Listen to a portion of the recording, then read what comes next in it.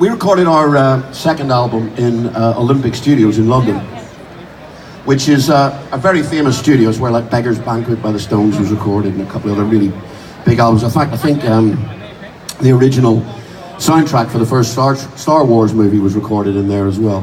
But whoever led the studio out, whoever designed it, was not really thinking what the studio was going to be used for through. He didn't go right to the end of it.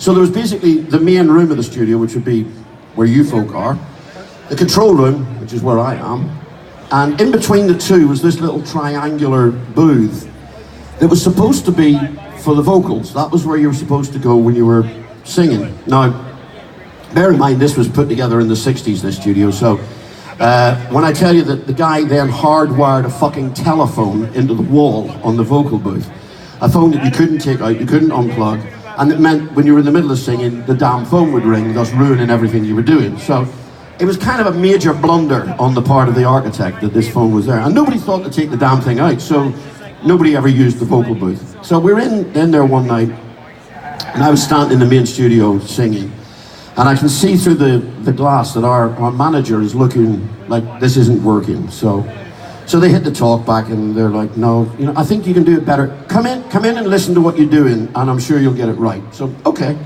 So I'm walking through this vocal booth and the phone rings. So like anybody normal would do, I answered the phone.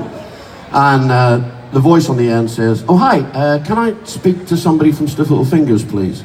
And I, not unreasonably, say, yeah, I'm with Stiff Little Fingers. And the voice continues, oh hello, this is Pete Townsend from The Who.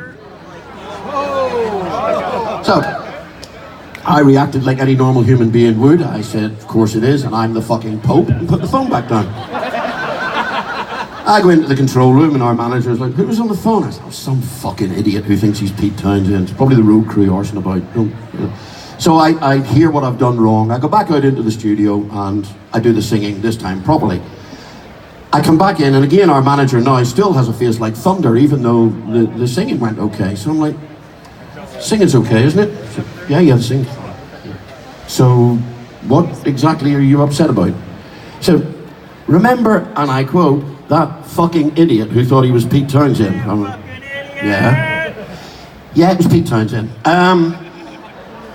We never did get that Tour of America opening for The Who, which was what he was actually phoning up to offer us. You're probably noting a pattern here in my career. Great fucking blunders that could have been avoided, but I walked straight into, you know. So, anyway. So it doesn't really matter, as far as I was concerned. It didn't matter if you're as famous as Pete Townsend, unless somebody can actually see you face to face and verify that you are indeed Pete Townsend. You may as well just be nobody's hero.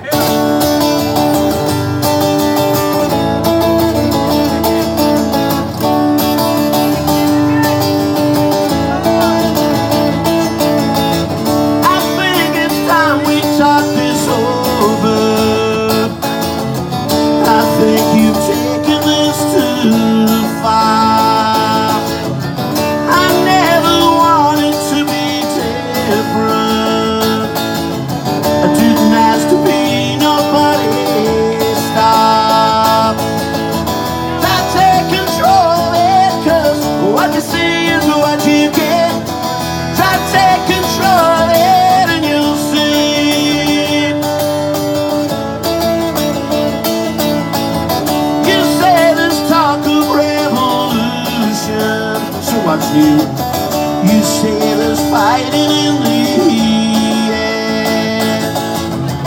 You think that I've got the solution, but do you really think that's fair? Try to take control of it, 'cause what you see is what you get. Try to take control of it and not me. All right now.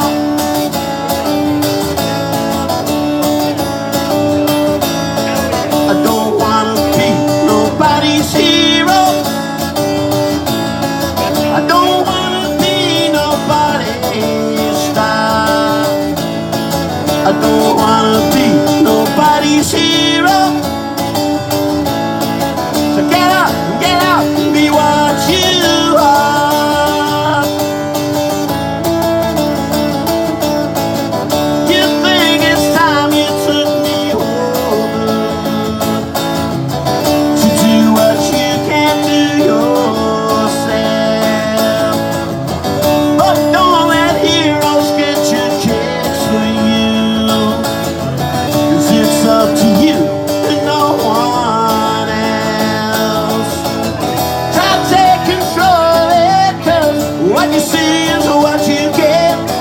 Try to take control of it and you'll see. Yeah, don't wanna be nobody's hero. I don't wanna be nobody's star. I don't wanna be nobody's hero. So get up and get out and be what you are.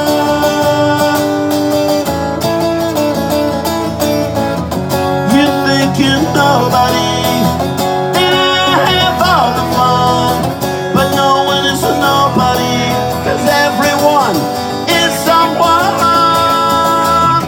I don't wanna be nobody's hero. I don't wanna be nobody's star. I don't wanna be nobody's hero. So get up and get out, be what you are. Be what you are, be what you are, be what you are. Be what you are, be what you are, be what you are. Be what you are, be what you are, be what you are.